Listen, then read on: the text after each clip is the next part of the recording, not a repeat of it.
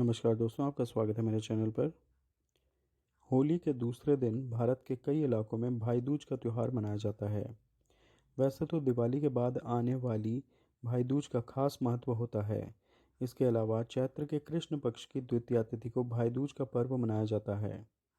इस साल भाई दूज का पर्व 20 मार्च रविवार को मनाया जा रहा है।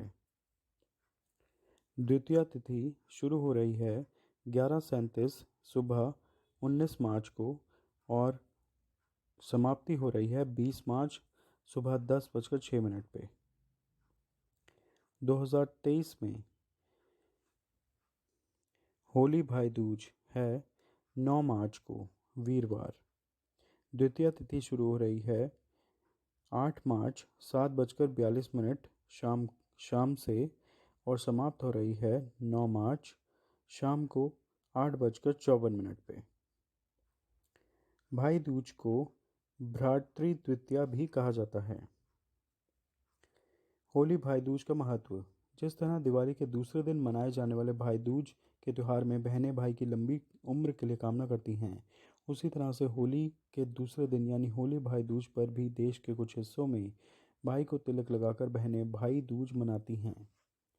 शास्त्रों की माने तो होली के अगले दिन जब बहनें भाई को तिलक लगाती हैं तो भाई को सभी तरह के संकट से मुक्ति मिल जाती है और उसके जीवन में सुख समृद्धि आती है।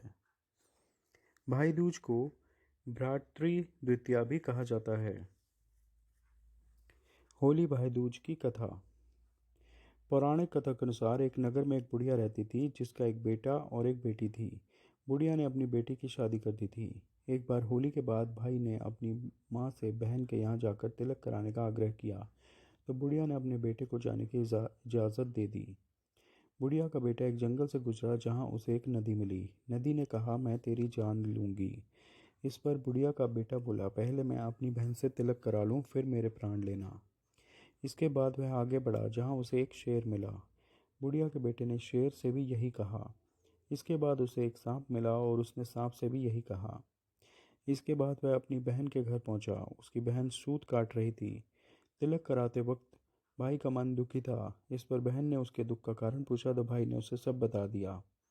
बहन ने भाई से रुकने के लिए कहा और खुद एक तालाब के पास गई जहाँ उसे एक बुढ़िया मिली। बहन ने बुढ़िया से अपने भाई की समस्या का समाधान पूछा। इस पर बुढ़िया ने कहा, यह तेरे पिछले जन्मों का कर्म है जो तेरे भाई को भुगतना पड़ रहा है। अगर तू अपने भाई को बचाना चाहती है तो उसकी शादी होने तक उसकी सहायता कर और उसकी तरफ आने वाली हर संकट को टाल दे। इसके बाद बहन ने भाई से आकर कहा कि मैं तुम्हें घर छोड़ने चलूँगी। इसके बाद दोनों आगे बढ़ते हैं। रास्ते में उन्हें पहले शेर मिलता है तो बहन शेर के आगे मांस डाल देती है।